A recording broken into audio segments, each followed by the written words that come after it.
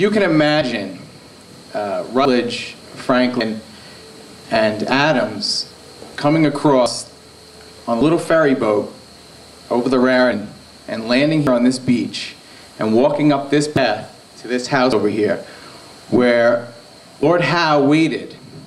Now, if you know anything about what actually happened, we had already lost the Battle of Brooklyn, or also known as the Battle of Long Island sometimes.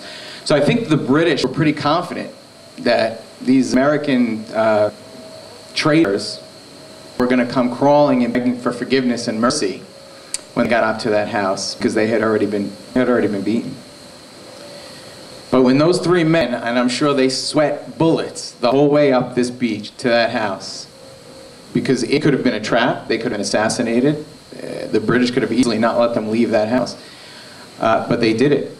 And they went up there and they told the British, like Tom so eloquently put it, where to shove it. And they declared that America will be a free and independent country. Over the next many years, they struggled, both in a bloody physical battle with the British, and then afterwards to establish the government that we now have allowed to be trampled on for the past 100 or 150 so years. I think immediately after the Constitution and Bill of Rights were ratified, the forces of progressivism and globalism immediately went to work in trying to undo what had been done. The British sent infiltrators in the form of financiers to try and cause America to become indebted to Britain and to Europe, so that they could take control back of this land via that debt. Anyway, that brings us to today. I didn't prepare anything. I just kind of was planning to speak from my heart, so I'm sorry if it's a little... That brings us to today. And I know, like many of you, over the past 2 or 3 years, as this country has taken in what can only seem like an insane turn, and we have marched so quickly into this, what I can only call fascism.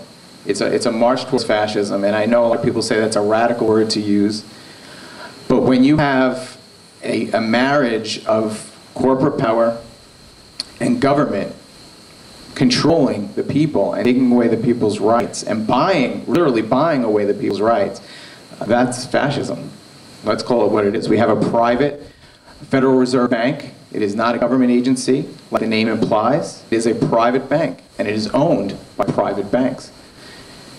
And this is who controls our monetary system and the monetary policy that gets set in this country. And they have hijacked this country. So what can we do? A lot of people tell me, well, I don't know why you're running. You know, do you really think you can make a difference? Do you really think you can... there's so much corruption, and New York is one of the most corrupt, second only probably to Chicago, state legislators. And I think more important than whether or not I can make a change is that I have to try, is that I have to fight.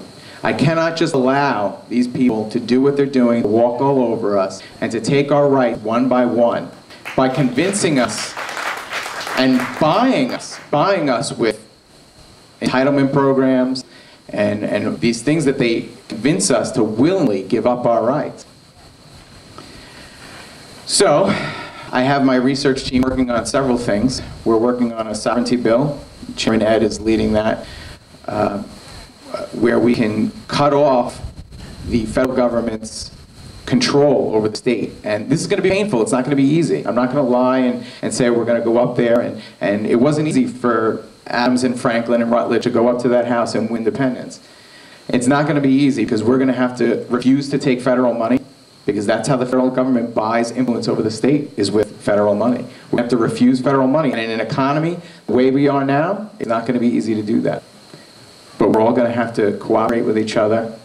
And we have the Tea Parties, which is an amazing mobilization of the middle class. And there are many other groups that, you know, maybe seem like they're not in line with the Tea Party exactly, but I think what we need to do is, individually, we need to be talking to everybody that we can and explaining to them the principles of liberty that transcend parties.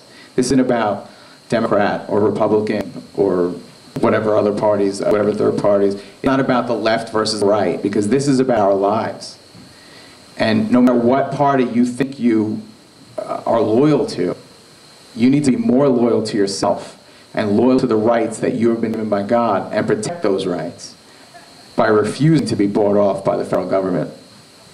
So one of the things that we're doing is introducing a sovereignty bill that would cut off their influence. And we're working on several other things. And I'm running out of steam. I appreciate everybody for coming out. You guys are real patriots for you to come out tonight. I know it was short notice, and so I appreciate that. We did not want to let Constitution Day go by. This should really be, along with 4th of July, the most important holiday that we celebrate. Aside from celebrating God, it should be this day. So without further ado, let me play the film. And this is a great film made by a friend of mine, Gary Franchi, based out of Chicago. And there are patriots. I want to let you guys know, because I go to a lot of conferences all over the country. There are a lot of patriots everywhere standing up. And it's not just the Tea Party. This has been going on before the Tea Party. And we thank God that the Tea Party rose up and woke up and came. But there have been patriots fighting all along. And they need your support. And there are a lot of great organizations you can get involved in. So the most important thing is that you do get involved. Doesn't matter what group it is, as long as you're doing something. So I'm going to put the film on. Don't tread on me.